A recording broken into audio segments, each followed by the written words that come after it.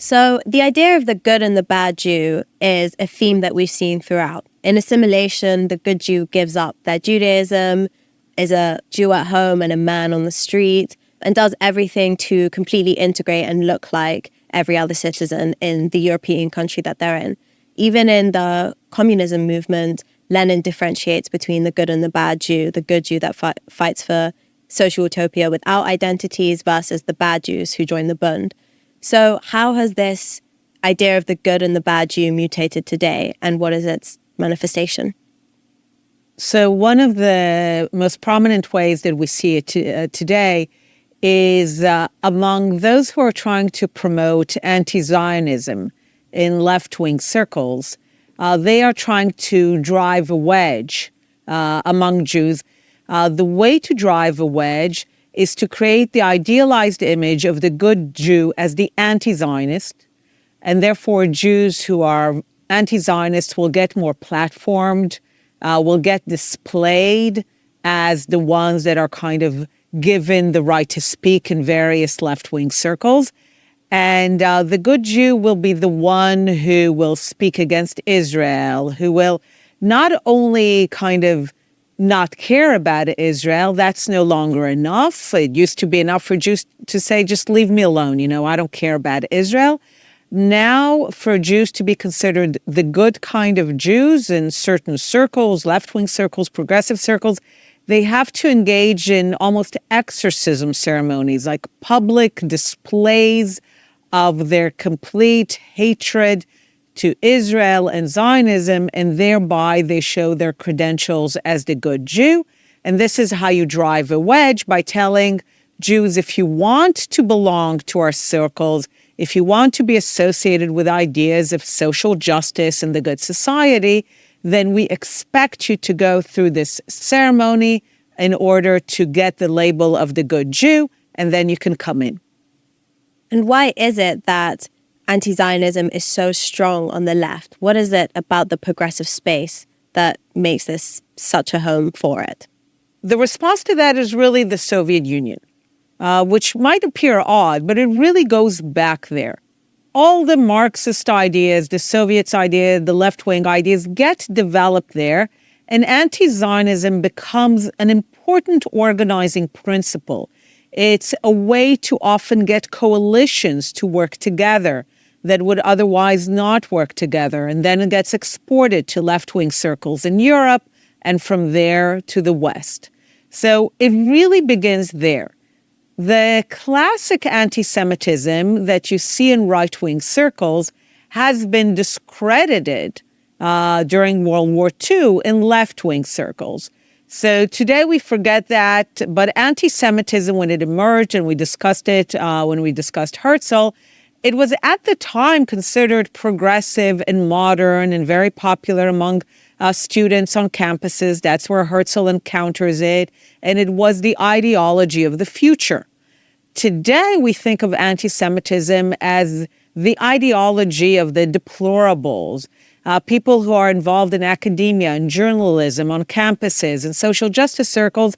It's always, they would never think of themselves as ever engaging in anything that is anti-Jewish or anti-Semitic. And what anti-Zionism does is afford the mask of respectability. This is what the Soviet Union worked so hard to create this aura of respectability, the same way it did with publishing the book of the Protocols of the Elders of Zion. It created this whole academic network to give anti-Zionism a respectable mask, as if it's a real academic discipline. And this allows for the political organization of various groupings around those left-wing ideas, with anti-Zionism as something that they can all share in common.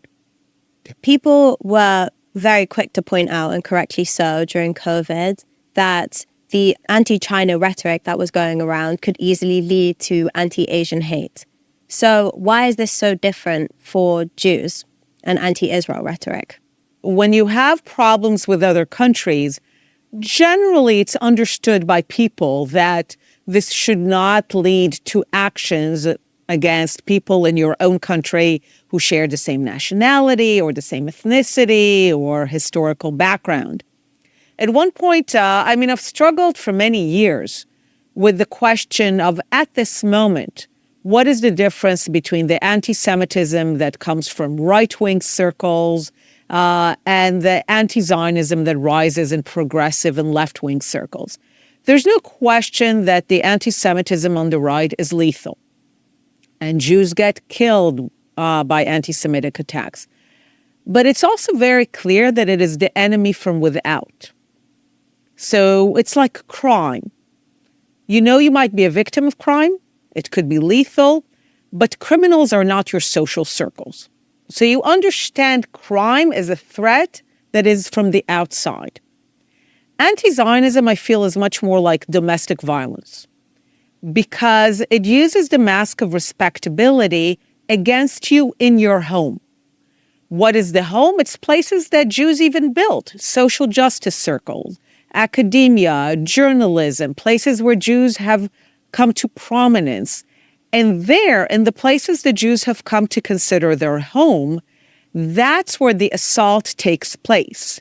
And the assault takes place by their colleagues, fellow students, professors in university, fellow activists for social justice.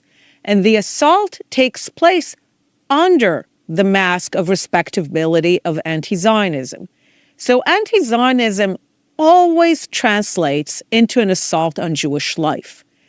And the problem is that over the years, the question has been asked, is anti-Zionism anti-Semitism? And the problem is that when phrasing the question this way, it's enough that you bring out the Satmar Jew.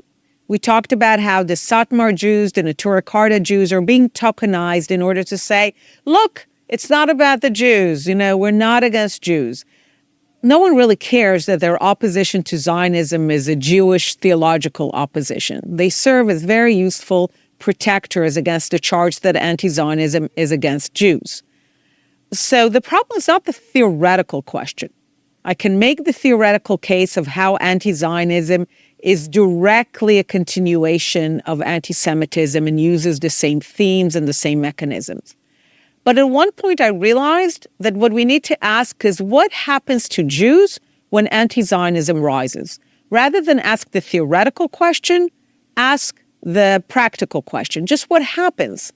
And that's what we've discovered, that in the Arab world, when the Arab world organized itself around the principle of anti-Zionism, it became a hostile environment to Jewish life, and within a few short years, no Jews were left across the Arab world.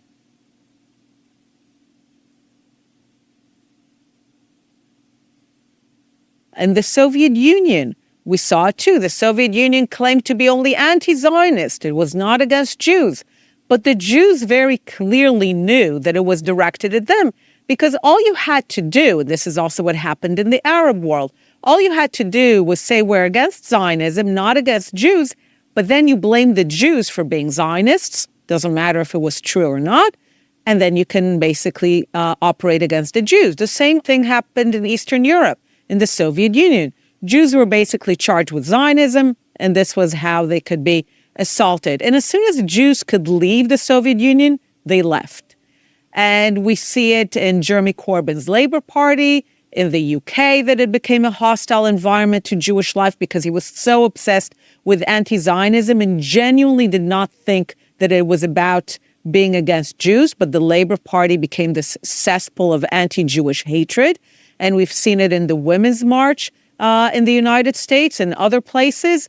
Practically, not theoretically, practically, when anti-Zionism rises, it creates a hostile environment to Jews, and ultimately there are no Jews left. So in practice, anti-Zionism is an assault on Jewish life, but because it has the mask of respectability, it's able to assault Jews in the places that they thought they were most safe.